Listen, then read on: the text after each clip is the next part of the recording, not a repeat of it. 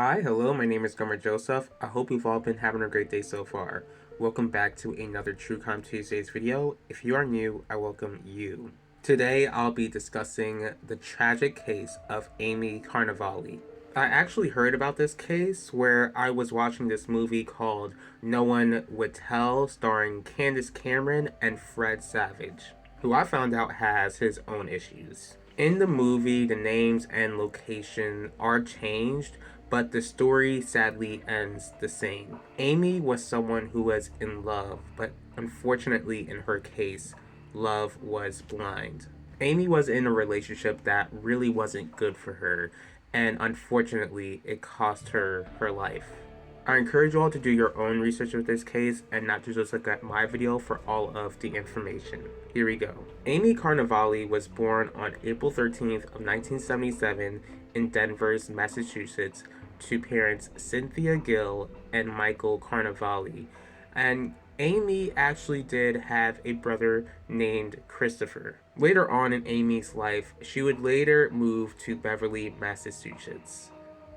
Amy was described as a girl who was sweet, kind, thoughtful, positive. She saw the positive side to anyone she met. She was also a cheerleader at her school. People have described Amy as a girl who was pretty and friendly. And she loved hairstyles. She loved creating her own hairstyles, and which pretty much led her to dream of becoming a stylist when she got older. When Amy became a teen in the early 90s, of course, like most teen girls, she began to get interested in boys. There was one specific boy who was an athlete who caught her eye. That boy's name was Jamie Fuller, who was 2 years older than she was. Now, Amy got with Jamie when she was like 13 or 14, so I guess he was like 15 or 16 when she started dating him. And I can imagine that at first Amy and Jamie had a normal teen relationship, but eventually their relationship would go downhill. Those who knew Amy and Jamie described their relationship as something that was passionate but also intense. But it wouldn't be passionate and intense in a good way. Because of how toxic the relationship was, it was said that Jamie would forcibly be grabbing Amy's arm, and whenever she would try to walk past him, he would step in front of her, and not in a playful way. The thing is that before Jamie got involved with Amy, he was having no previous relationships where he never treated his girlfriends with respect. On top of that, he was in trouble with the police before for assaulting someone and was placed on parole.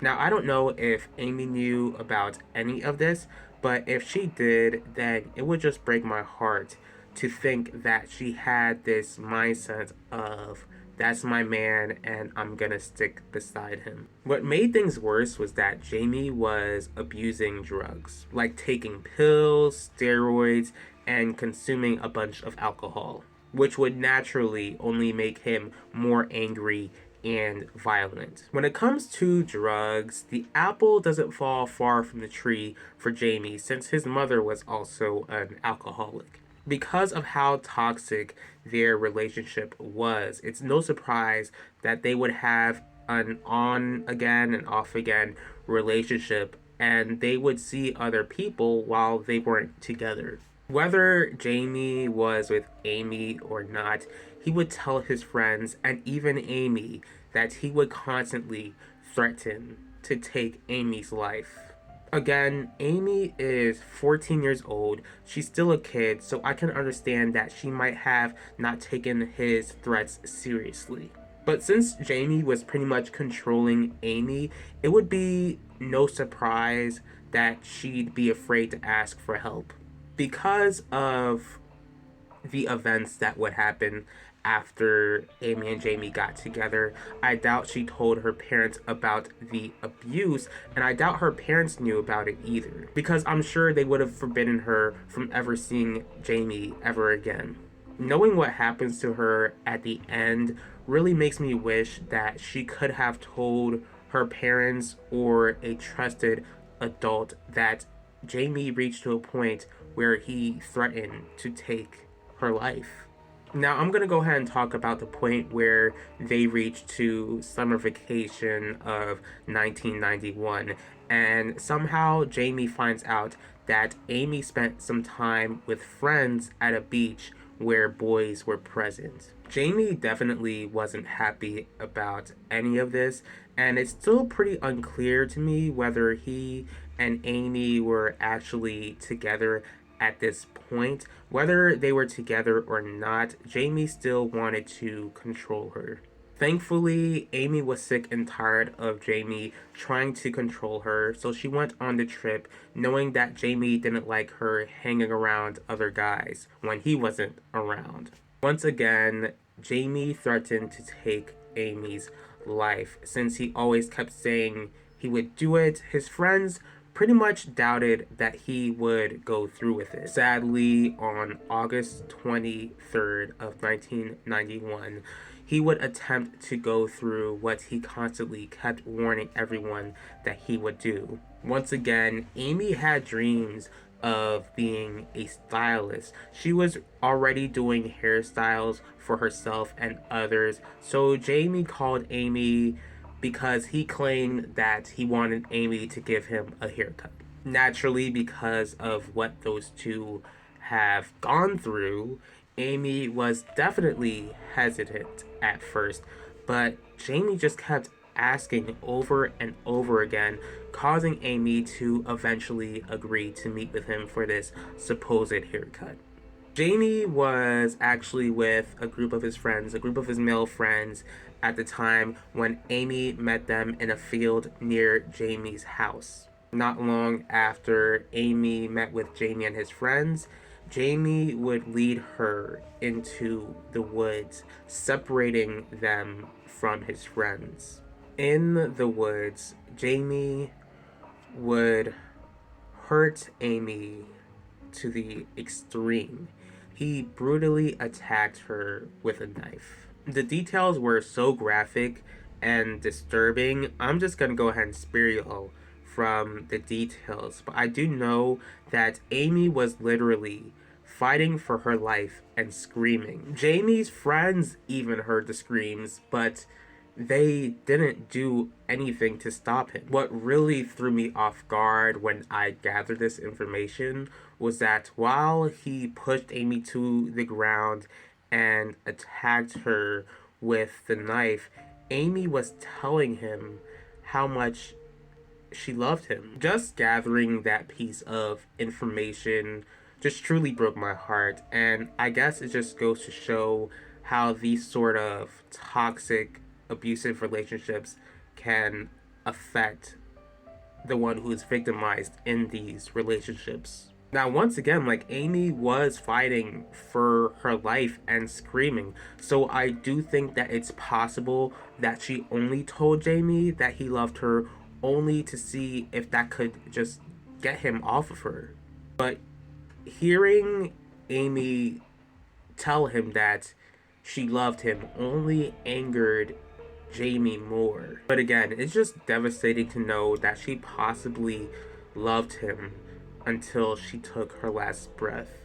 Sadly, even though Amy fought as hard as she possibly could, Jamie was just too strong for her, and Amy was no longer alive. Now, here is what truly disturbs me about this whole account. So, Jamie, he walks out of the woods with a bloody knife, and he comes out of the woods with a smirk on his face and tells his friends it's done. Clearly, Jamie is crazy, and just the fact that he smiled after taking Amy's life with a knife, it's just demonic to me. As for his friends, again, I get that they're young and that Jamie had a knife, so they were most likely creeped out by what Jamie was doing. But I wholeheartedly believe that the friends truly played a part in Amy's passing as well. The thing is that they knew what Jamie was planning to do, and granted, I understand that they didn't take him seriously, but they knew that their friend was abusive. Like, there was like a group of those guys. So when Amy was screaming and fighting for her life, like, none of them decided to go into the woods and stop their so-called friend from doing what he was doing. Like, that's the thing. Like, true friends do not let their friends take the life of their girlfriend. I guess this is just an example of show me who your friends are and I'll tell you what your future is, or whatever the quote is. Now, it wasn't enough that Jamie took Amy's life. He left her there and would proceed to go to the house of one of his friends to clean off the blood that was on his clothes and drink Kool-Aid, as he proceeded to state that it was right for the occasion. Like, even thinking about that, like, I just literally want to go ahead and throw up on this camera. Again, like, this is a 16-year-old saying these demonic things without remorse. Y'all, that's not even the worst part. Jamie and his friends went back to the woods where Amy's body was and warned his friends, quote unquote, that if they told anybody else about what he did, then they would be next. Now, I don't know why you would want to stay friends with someone who's just threatening your life, because I certainly wouldn't. But Jamie and his friends obtained trash bags and cinder blocks, tossing Amy into a pond as if she was trash. Once again, things only got worse. Since Amy's body is thrown into a pond and her loved ones don't really know what happened to her, they pretty much declare her missing. Like, again, like, no one knows where she is, and the family contacts the police and they begin searching for her. But of course, Jamie is contacted since he was romantically involved with Amy. So not only does he deny knowing where Amy is, but he goes out of his way to join in the search. Like, make it make sense. Like, you've got to be some sort of evil to be smiling after taking this girl's life, making jokes about it, and threatening to take the life of your so-called friends. Then go out of your way and join in on the search of the girl that you're responsible for making disappear in the first place. 5 days after Amy lost her life at Jamie's hands on August 28th of 1991, one of Jamie's friends finally decided to go to the police and not only share where Amy was, but who was responsible. After recovering Amy's body, Jamie was arrested. It's already clear that Jamie has issues, but what's strange and disturbing about his arrest was that he was smirking and chuckling, almost as if getting arrested for Amy's passing was some sort of prize to be won. When the police questioned him, Jamie denied doing anything, but when he was arrested, like, he didn't really make himself look like he was an innocent person. He would also proceed to accuse his friends of taking Amy's life. Now, here's the thing about friends like Jamie. So in, like, my personal life, like, growing up in a Haitian household, your parents basically tell you that your friends are pretty much trash. After all these years, at least in this case, it just shows that my parents were right. Nonetheless, no matter how much Jamie tried to go ahead and deflect the blame, he is charged with Amy's passing. Some of his friends are charged as well, and rightfully so. Eventually, Jamie was placed on trial, and the defense tried to make it seem like Jamie only took Amy's life due to his tough childhood and his drug abuse. The jury didn't care about that, and neither do I, especially since he took the life of someone else. Jamie Fuller was found guilty and sentenced to life without parole. The weird thing is that this isn't really over. Later on, Jamie's mom and her boyfriend were dumb enough to get arrested because they were attempting to break Jamie out of prison. Clearly, there is something wrong with the whole family. Unfortunately, years later in 2019, due to the Supreme Court back in 2011 or in 2013 saying that it's okay for inmates who have done what Jamie did when they were minors to seek parole. Unless he gave his life to Jesus Christ, I do not feel comfortable with this monster. Actually, well, even if he did give his life to Jesus, I still believe that he should still be in prison. Like, either way, like, it makes me uncomfortable that there is a chance that is given to him to be on the streets. Like, clearly, like, when he was, like, young, like, he showed these psychopathic tendencies. It just creeps me out to think that he would even be given the option of parole. And I tried looking more into this case, but I'm unsure if Jamie obtained parole. But my prayer is that he did not, and that he remains in prison for the rest of his life. If Amy were alive today, she would be getting ready to turn 46 this year. Again, my prayer is that Jamie remains in prison, and it's really sad to know that everyone who is abused by a significant other doesn't receive a happy ending. Sure, Jamie was charged and convicted for what he did to Amy, but I just wish that that Amy would have received help before her life was stolen from her at such a young age. Like, she had so much life ahead of her, and sadly, Amy's mother lost her life in 2009, so that's just another tragic loss that her loved ones are mourning as well. I pray for Amy's loved ones. It's not easy losing someone who is Amy's age, and it's certainly not easy knowing that they lost their lives so brutally. My prayer is that God would comfort her loved ones and that they would seek the Lord as they still miss Amy to this day. I thank you all for taking the time in the day to watch this video.